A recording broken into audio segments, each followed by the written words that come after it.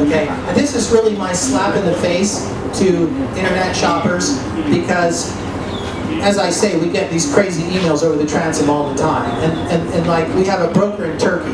Well, how many of you have been to Turkey? Any of you have ever gone shopping at the Grand Bazaar? Have you tried to buy a handbag at the Grand Bazaar? Okay, that's an amazing experience. The only way you're going to get that handbag at the right price is if you are prepared to have an ulcer as you negotiate. Okay? Okay, so, and my wife isn't a negotiator, you know, so she just, oh, Phil, they need it more than me, and she just can't take it. So, if in Turkey, if we list a boat for sale, our Turkish broker says, Phil, we have to list it at least 30% higher than what the seller will accept, because no Turkish male can sleep with himself at night if he can't haggle the price down. He doesn't have any clue what the boat's really worth.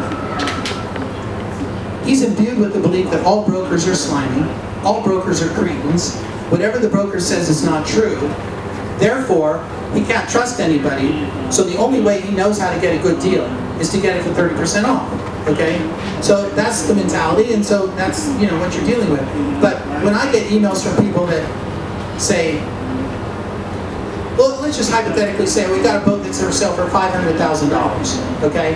And I get an email from some guy in Europe, and he says, I'll give him $250,000. He doesn't send a contract or deposit or anything. It's just like fishing, you know.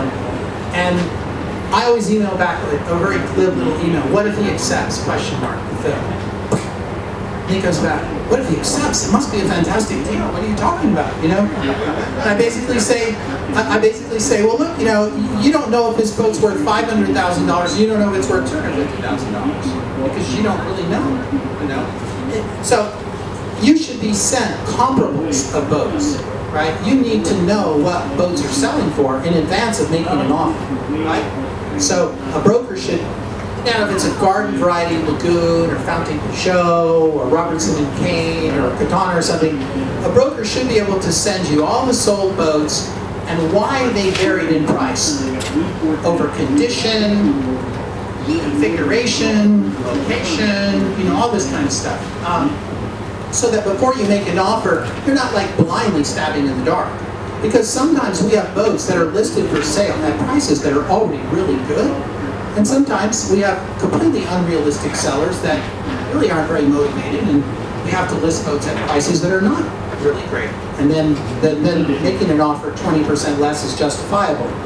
But I would tell you, if there's any people that are selling a boat in the audience, if somebody comes to me, I will tell them, generally speaking, especially in this part of the world, don't price your boat more than 5% over what you're prepared to accept. Just don't. Because you're better off getting offers on your boat and rejecting offers than you are starting out pie in the sky and waiting for people to lowball you, you know?